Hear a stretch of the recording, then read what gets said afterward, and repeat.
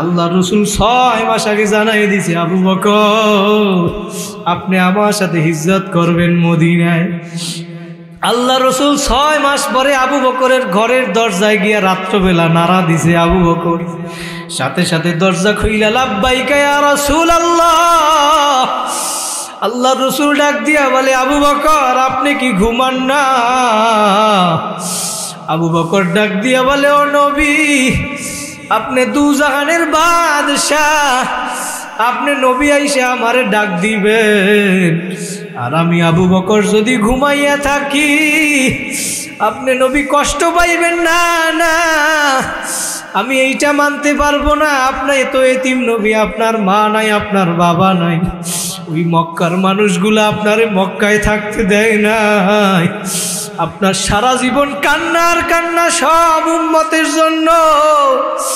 ও আমার যুবক ভাইরা, আমার মুরব্বী বাবারা, আমার নবীর জীবনের সব কান্না আপনার আমার জন্য। কথা বলেন ঠিক কিনা? আপনার আমার নবী ইন্তেকালের সময়ও আপনারে আমারে বলে নাই, যেই নবী ইন্তেকালের সময়ও আপনারে আমারে বলে না, আজকে সেই নবীরে ভুইলা কোথায় রইলা রে বাবা? কোন বাবার পাগল হইছো, কোন মাইজ বান্ডারের পাগল হইছো, কোন দলের পাগল হইছো, কোন আদ্রসী চন্দ্রপাড়ার পাগল হইছো? আমার নবীর পাগল হও, আমার নবীর পাগল হও। নবী ইন্তেকালের সময়ও তোমারে আমারে বলে নাই, আর তুমি আমি কোন দলের পাগল হইলাম রে বাবা? ও যুবক, আজকে সেই নবীরে ভুইলা কার আদর্শ বাস্তবায়ন করো? আল্লাহু আকবার। আল্লাহ রসুল বলে, আবু বকর আপনি কি ঘুমান না? বলে নবী, না না না আমি ঘুমাই না, আপনি আইসা আমারে ডাক দিবেন, এই জন্য আমি 6 মাসের ভিতরে একদিন বিছানায় পিঠ লাগাই না। তারা নবীরে কেমন ভালোবাসেন? বলে নবী, না না শুধু আমি ঘুমাই না তা না, ওই যে সফরে যাওয়ার জন্য উট রাখছি, তাকাইয়া দেখেন উট দুইটাও দাঁড়াইয়া রইছে, ঘুমায় না। সুবহানাল্লাহ। নবী চোখের পানি চাইরা ডাক দিয়া বলে, আবু বকর বিনিময় দেওয়ার মতো আমার কিছু নাই নাই। আমি মাওলার কাছে দোয়া করি, আল্লাহ আমি আবু বকরের উপরে রাজি হইয়া গেলাম, তুমিও আবু বকরের উপরে রাজি হইয়া যাই। সুবহানাল্লাহ। এবার আল্লাহ রসুলকে নিয়ে ওই মদিনার পথে আবু বকর রওনা করছে। যাইতে যাইতে যখন আল্লাহ রসুল বিশ্রামের প্রয়োজন, গুহার ভিতরে যখন আশ্রয় নিবে, ভাইরা আপনারা ঘটনা সবাই জানেন, আমি ওই রাত্রটা বোঝানোর জন্য ঘটনা টানতেছি। আল্লাহ রসুল যখন গুহার ভিতরে আশ্রয় নিবে, ও আমার যুবক ভাই আবু বকর এখন বলতেছে, ও নবী আপনি বাহিরে দাঁড়ান, পাহাড়িয়া গুহা, আমি একটু গুহার ভিতরে যাইয়া দেখি গুহার ভিতরে কোনো সাপ বিচ্ছু বিষাক্ত প্রাণী থাকতে পারে। কথা বলেন ঠিক কিনা? আবু বকর বলে, আমি কি আগে পরিষ্কার কইরা আসি? ও নবী যদি কোনো সাপ বিচ্ছু বিষাক্ত প্রাণী থাকে, আগে আমি আবু বকরকে ধ্বংসন করবে, আমি আবু বকর থাকতে আপনার নবীর গায়ে আঘাত লাগতে দিব না। আবু বকর গিয়া পরিষ্কার কইরা এবার ভিতরে আইসার বাহিরে আইসা নবীরে বলে, নবী এবার ভিতরে চলেন। ওই গুহার ভিতরে আবু বকর যখন দেখে অনেকগুলা গর্ত ছিল, গর্ত ছিদ্র ছিল, আবু বকর চাদর সিরিয়া সিরিয়া ওই গর্তগুলা আটকাইছে। 3-4টা গর্ত আর আটকাইতে পারে না, চাদর শেষ হইয়া গেছে। আল্লাহ রসুল আর দাঁড়াইয়ে থাকতে বলে না, বলে আবু বকর আমার একটু বিশ্রাম নেওয়া দরকার। আবু বকর এবং গুহার ভিতরে বসছে। আল্লাহ রসুল আবু বকর রাদিয়াল্লাহু তাআলা আনহু রানের উপরে মাথা দিয়ে শুইয়া রইছে। বলেন সুবহানাল্লাহ। আবু বকর এখন তাকাইয়া দেখে 3-4টা গর্ত আটকাইতে পারে না। ওই গর্তের ভিতরে আগে থেকে একটা সাপ ছিল, সাপ, যেই সাপ আমার নবীর সাথে দেখা করবে। ওই গর্তের ভিতরে সাপ উঠতে পারে না আবু বকরের কারণে। আবু বকর এখন চিন্তা করে, ওই গর্তের ভিতর থেকে যদি কোনো বিষাক্ত প্রাণী উঠে আমার নবীর আঘাত করে, না না আমি আবু বকর থাকতে এটা আমি হইতে দিব না। আবু বকর এখন ওই গর্তের ভিতরে পাও দিয়া বইসা রইছে। ওই গর্তের ভিতরে সাপ এবার উঠতে না পাইরা আবু বকরের পায়ের ভিতরে আঘাত করছে, আঘাত। আবু বকরের এখন আঘাতের কারণে চোখের পানি বাইয়া বাইয়া পড়ে। আল্লাহ রসুল ঘুম থেকে সজাগ হইয়া গেছে, ডাক দিয়ে বলে, আবু বকর আপনার কি বাড়ির কথা মনে পড়ছে? বলে নবী না না। বলে আত্মীয় স্বজনের কথা মনে পড়ছে? বলে নবী না না। বলে তাহলে কি হয়েছে? বলে আমার সাপে আঘাত করছে, এই জন্য আমি কান্দি। আমার নবী সাথে সাথে লালা লাগাইয়া দিছে। আল্লাহর রসুলের লালা লাগাইয়া দেওয়া মাত্র সাথে সাথে আবু বকর সুস্থ হইয়া গেছে। জোরে বলেন সুবহানাল্লাহ। আল্লাহ রসুল ডাক দিয়া বলে, আবু বকর আপনার কি মনে পড়ছে? আবু বকর বলে, নবী আমি যেই দিন থেকে আপনার উপরে ঈমান আনছি, আমার মাওলার উপরে ঈমান আনছি, সেই দিন থেকে আমার বাড়ি, আমার আত্মীয় স্বজন তো দূরের কথা, আমার জীবনের চাইতো নবী আপনারে আমি বেশি ভালোবাসি। আর নবী হাদিসের ভিতরে বলেন, লা ইউমিনু আহাদুকুম হাত্তা আকুনা হাব্বা ইলাইহি মিন ওয়ালিদিহি ওয়া ওয়ালাদিহি ওয়ান নাসি আজমাইন।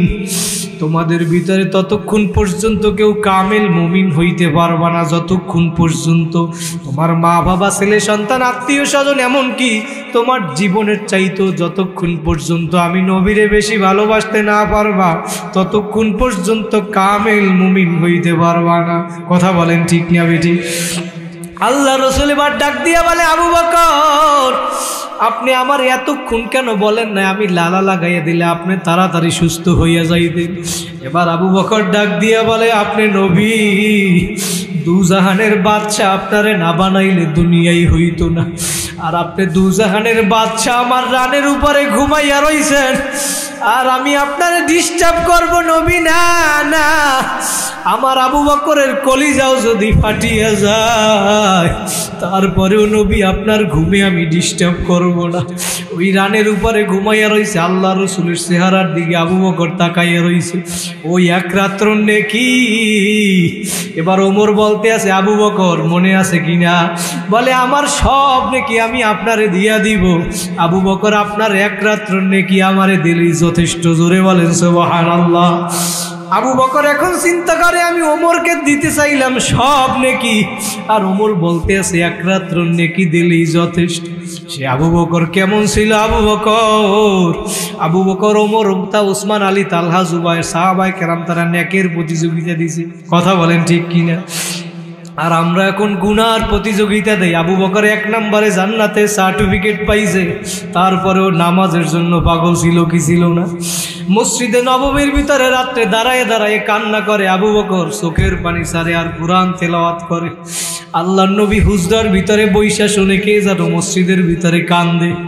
আল্লাহ রসুল ঘুম থেকে আইসা দেখে মসজিদের ভিতরে কান্দে দুনিয়ার আর কেউ না, এক নম্বরে জান্নাতে সার্টিফিকেট পাইছে আবু বকর। নামাজ পড়ে আর কোরআন তেলাওয়াত করে, চোখ দিয়ে পানি পড়ে।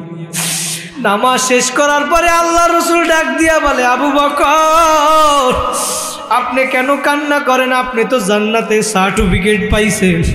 আবু বকর ডাক দিয়া বলে, ও নবী, আমার মাওলা সূরা ইয়াসিনের ভিতরে ঘোষণা করছেন, ওয়ামতাজুল ইয়াউমা আইয়ুহাল মুজরিমুন।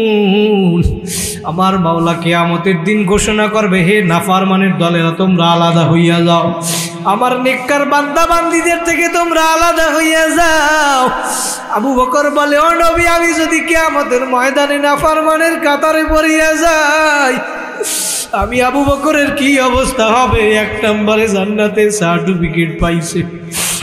ওমর রাদিয়াল্লাহু তাআলা 2 নম্বরে জান্নাতের সার্টিফিকেট পাইছে। ইন্তেকালের সময়ও নামাজ ছাড়ে নাই।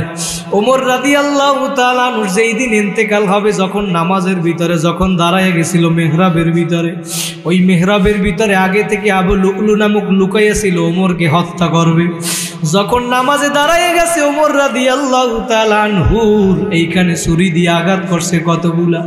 যখন রক্তে ভাইসা যাইতেছিল, ওমর তখনও নামাজ ছাড়ে নাই।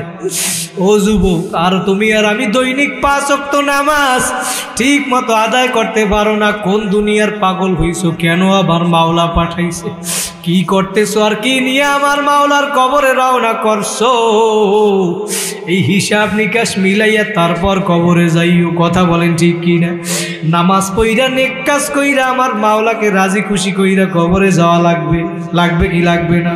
রাজি আছি না নাই? কারা কারা 2টা হাত জাগাইয়া জোরে আল্লাহ বলিয়া ডাক দেন, একটু জোরে ডাক দেন দিল থেকে, আল্লাহ। আমার মাওলা আমার ভাইদেরকে কবুল করুক, বলেন আল্লাহুম্মা আমিন।